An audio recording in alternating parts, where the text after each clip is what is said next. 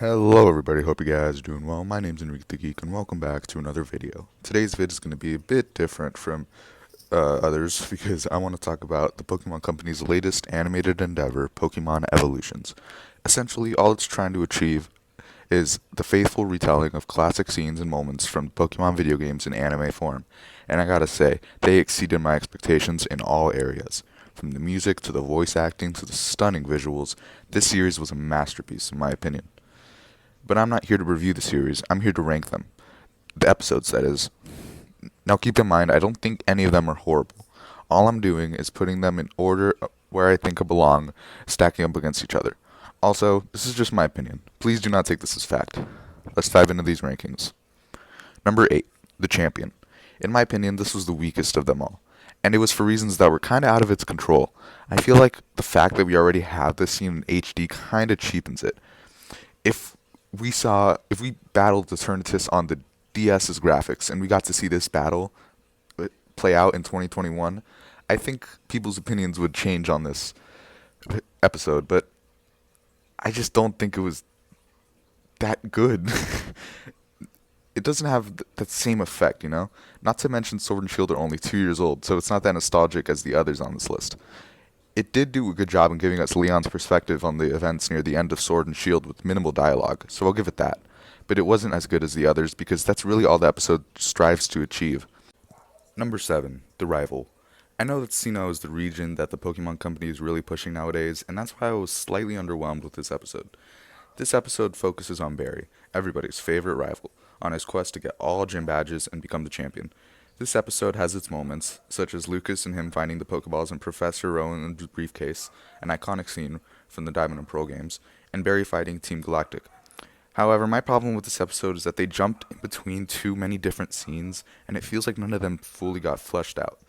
They kept bringing up how Barry wants to be stronger than his father, and then cutting in and out of a fight with a mysterious figure. It was so obvious that he was battling his father, and I believe that they could have showed that he was battling his father from the start, and then used the ending for something else. Number 6, The Visionary. X and Y was the generation that I grew up with, and this episode was really solid for me. Lysander's voice actor hit it out of the park with his performance. Seeing Lysander's ethical and moral struggles was simply incredible, and the visuals in this episode were gorgeous, especially towards the end. The only nitpick I have with this episode is, unlike most others, it doesn't add much to the already existing lore of X and Y. We already know Lysander's views because he talks about it at length in the games, and I feel that if it expanded on the lore a little more, this would place higher on the list. Number 5, The Show. This episode had some of the best visuals in the series. I loved how they incorporated the evolutions, and it felt like an actual play I was seeing. Seeing the backstory of Ho-Oh and Lugia as a play in anime form must have been breathtaking for Johto fans. I personally have zero nostalgia for Johto, but I can definitely appreciate this episode on its own. Again, it was just like The Visionary. It didn't really add anything to the already existing lore of Gold and Silver, but because of its tremendous visuals, I placed it higher than the previous one. Number 4, The Discovery. The last episode in the Evolution series, and it unexpectedly retells the events of Let's Go games rather than Red and Blue. The Discovery follows Green on her quest to catch the legendary Mewtwo and complete the Pokedex for Professor Oak. She races against Trace in Cerulean Cave to see who will catch Mewtwo first, but to her dismay, Elaine already caught it. The two have a battle with Green's Mega Blastoise and Elaine's newly caught Mewtwo, but it goes exactly how you'd expect. Elaine emerges victorious, and Green gives her 2 Mega Stones. They return to Professor Oak, and he gives a speech about the world of Pokemon. It was pretty cool to see how he references Meltan and Melmetal on the phone, because it further proves that this is a retelling of Let's Go, rather than Red and Blue.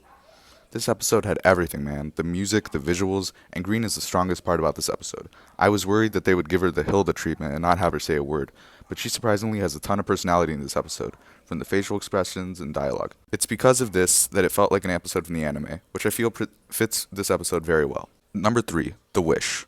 Alright, top 3 is where my bias starts to show a little bit. I love Rayquaza, and I think that he's one of the only reasons why I put this episode so high, but who cares, I'm sticking with it. This episode was a really cool one. It showed the backstory of Kyogre and Groudon fighting and Rayquaza going down, saving Zinnia's ancestors through wall paintings. It was also pretty cool to see Zinnia's determination to save as many people as possible by summoning Rayquaza to destroy the meteor heading for Hoenn. There was a ton of talking in this one, and it had the potential to be a boring episode, with nothing but exposition. but I feel like they handled it pretty well, with the amazing visuals and flashbacks to Groudon versus Kyogre. But of course, the star of the show, Rayquaza, was what really made this episode for me. Seeing my boy in an anime again was truly special, and enough to put this one at number 3. Number 2, The Plan.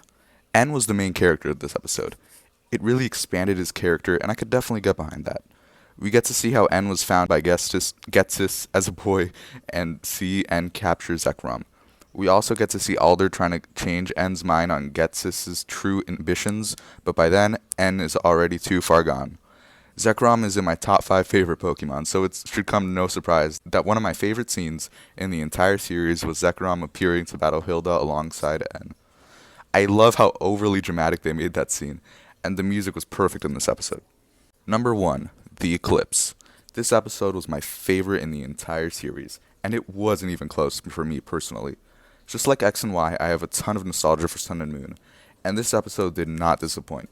I believe it had the best voice acting in the series, and of course, we can't talk about this episode without mentioning the battle sequence between Lunala and Necrozma.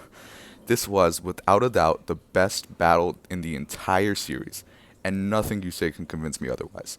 The Lunala battle theme remix was outstanding, and with all that said, it's no surprise that this is my favorite episode in the series. But what do you think? Let me know in the comments, and with that, this video is a wrap. Thanks as always for tuning in to Enrique the Geek, and have a wonderful rest of your day.